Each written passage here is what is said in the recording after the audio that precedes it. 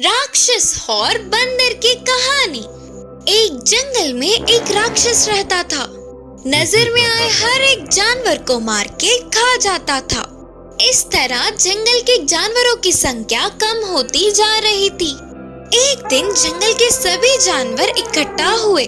राक्षस को दिन में एक ही जानवर को भोजन की तरह बेचने का निर्णय किया। इसके लिए राक्षस भी मान गया। तब से हर रोज एक जानवर को राक्षस के लिए भोजन बनाकर बेचते थे। एक दिन एक बंदर की बारी आई। बंदर एक लकड़ी की बोरी सिर पे बांधकर नाच के खेलते हुए राक्षस के पास चल पड़ी। अरे नाचो नाचो नाचो नाचो नाचो वीर नाचो, नाचो नाचो नाचो नाचो प्यारे नाचो। ऐसे निर्भय होकर जा रहे बंदर को देखकर बाकी के सारे जानवर चौंक गए। बंदर जाके राक्षस के सामने निडर होकर खड़ा हुआ। यह देख राक्षस ने पूछा, ओए बंदर, मुझे देखते ही जंगल के सभी जानवर डर के कांप जाते हैं। तू क्यों इतना घमंड से खड़ा है रे? बोलकर डराने की कोशिश करते हुए चिल्लाया, महानुभाव, आपके जैसे महानों का भोजन बन के आना मेरा सौभाग्य है, पर मेरा एक संदेह है। क्या है वो? बंदर उसके लाए हुए लकड़ियों को फैलाकर भड़काते हुए बोला, आप इतने बहादुर राक्षस हो, आपको आग से डर लगता है करके जंगल में सभी जानवरों का मारना है, ये सच है क्या? किसने बोला? मुझे किसी आग वाग से डर नहीं लगता। अच्छा, तो फिर इस आग में कूदकर आपके धैर्य साहस दिखाइए ना। अपने आप पर बड़ाइयाँ देने वाला राक्षस अब कुछ न कर पाते हुए आग में कूद गया और तुरंत मर गया।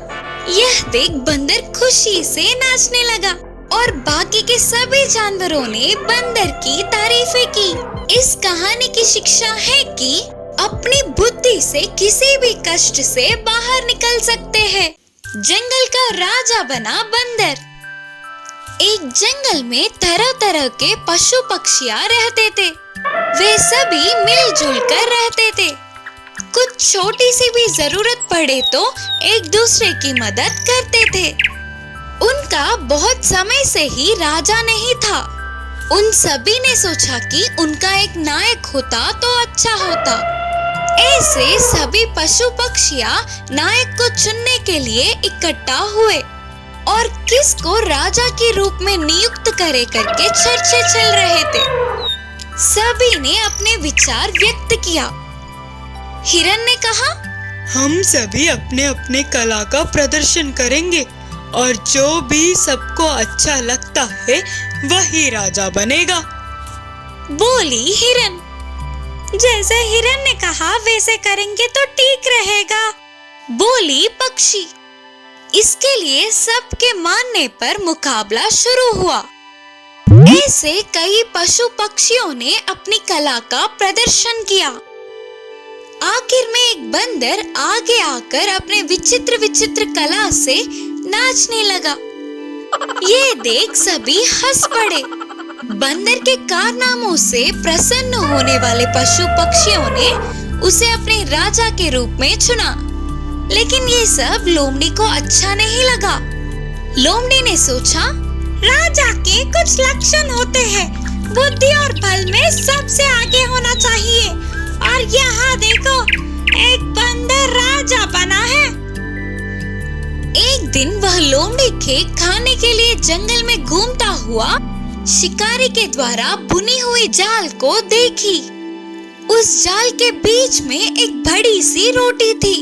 बहुत भूखे होने के बावजूद वह लोमड़ी उस खाने के पास ना जाते हुए जल्दी जल्दी बंदर राजा के पास भागती हुई गई और बोली, राजा, आपका ये सेवक आपको एक तोहफा देना चाहता है। अगर आप मेरे साथ आओगे तो मैं आपको बहुत स्वादिष्ट भोजन मिलने की जगह दिखाऊंगी। स्वादिष्ट भोजन का जिक्र सुनते ही बंदर के मुंह में पानी आ गए और तुरंत लोमड़ी के साथ गया। लोमड़ी बंदर को उस जाल के पास ले गई। उसकी बीच की रोटी दिखाते हुए बोली, ये लो राजा, ये रोटी आपकी है, इसीलिए मैंने उसे छुआ तक नहीं। जाकर मजे लो। विनम्रता से बोली लोमड़ी। आगे पीछे कुछ भी ना सोचते हुए बंदर जाल में कूद गया और तुरंत शिकारी के जाल में फंस गया। अपनी मासूमियत से फंसने वाले बंदर राजा को वही छोड़कर हंसते हुए चली गई लोमड़ी। इस कहानी की सीख है कि राजा बनने के लिए बुद्धि और बल का होना बहुत जरूरी है। मक्कार बिल्ला। एक बार एक जंगल में एक पेड़ के अंदर एक कौवी रहती थी। एक दिन जब वो खाने की तलाश में गई तो वापस घर आने में थोड़ी देर हो गई। जब वो घर पर नहीं थी तो एक खरगोश चुपके से उसके घर में घुस गया। जब वो वापस अपने घर आई तो खरगोश को देखकर हैरान हो गई और पूछने लगी, तुम कौन हो और यहाँ मेरे घर में क्या कर रहे हो? ये मेरा घर है। जब मैं यहाँ नहीं थी तो तुम चुपके से मेरे घर में घुस आए। चलो अब जाओ यहाँ से। खरगोश ने जवाब दिया, इस जंगल में पेड़ पौधे नदी जमीन सब किसी एक का नहीं, सबका है। जो यहाँ पहले आया वह यहाँ रहेगा। मैं यहाँ पहले आया हूँ, इसीलिए ये अब मेरा घर है। तुम जाओ कोई और जगह ढूंढ लो। मेरे घर में आके मुझे ही जाने को कह रहे हो? अब तुम्हारी खैर नहीं। एक आखिरी बार कहती हूँ, जाओ यहाँ से, वरना तुम नहीं बचोगे। ठीक है, चलो देखते हैं कि कौन ज्यादा ताकतवर है। चलो किसी से इसका इंसाफ कराते हैं। ठीक है। पास ही में एक बिल्ला रहता है, वो हर किसी का इंसाफ करता है। चलो उसके पास चलते हैं। क्या कहा तुमने? बिल्ली? बिल्ली कितनी भी समझदार क्यों ना हो, चोरी और मक्कारी तो उसके खून में होती है। बिल्ली तो जानी ही जाती है मक्कारी से, और तुम चाहते हो कि मेरा इंसाफ एक बिल्ली करे? ऐसा कभी नहीं हो सकता। एक बार फिर से सोच लो। शायद तुम उसके अक्लमंदी और इंसाफ के बारे में नहीं जानते। इस जंगल में सभी लोगों की परेशानियाँ उसी ने हल की है। तुम मेरी बात मानो और चलो उसके पास। खरगोश ना चाहते हुए भी वहाँ जाने के लिए राजी हो गया। वो दोनों बिल्ली के पास गए और सारी समस्या उसे सुनाकर उससे न्याय मांगने लगे। मैं बहुत बूढ़ा हो गया हूँ और मुझे अब कम सुनाई और दिखाई देता है। तुम्हें जो भी कहना है मेरे पास आकर कहो। वो दोनों उसके पास फिर से गए और सारी समस्या उसे फिर से सुनाने लगे और उससे पूछने लगे कि पेड़ के अंदर कौन रहेगा और कौन दूसरी जगह रहेगा।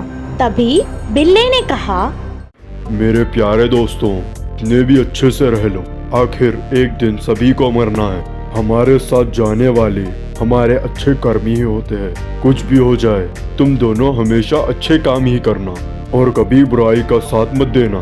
जब तक जिंदा हो हमेशा एक दूसरे के साथ अच्छे से रहना।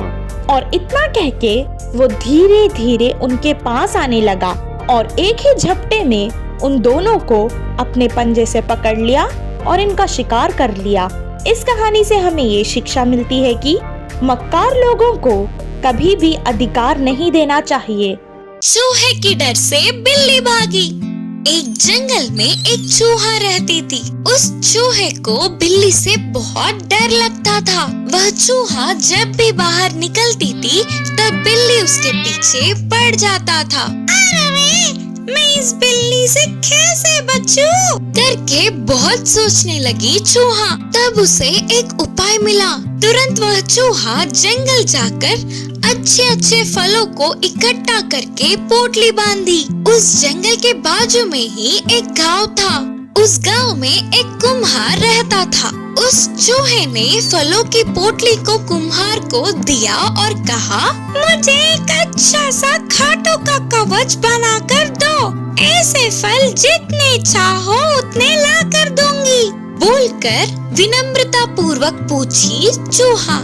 वह कुम्हार ने भी दया करके उस चूहे के लिए एक खाटों का कवच बनाकर दिया। अगले दिन ही चूहे ने उस खाटों का कवच पहनकर बिल्ली के पास आई और बोली, आजा बिल्ली आजा, अगर तुझ में हिम्मत हो तो मेरे ऊपर चढ़ना। बोलते हुए बिल्ली को उकसाने लगी। उस बिल्ली को तो पता नहीं था ना, इससे बिल्ली उछलकर चूहे पर चढ़ी तो बस बिल्ली को चूहे के कवच के सारे कांटे चुभ गए। बाप रे बाप, यह कोई मामूली चूहा नहीं है। बोलते हुए बिल्ली वहाँ से भाग गई। उस दिन से चूहे के दिखते ही बिल्ली डर के भागने लगी।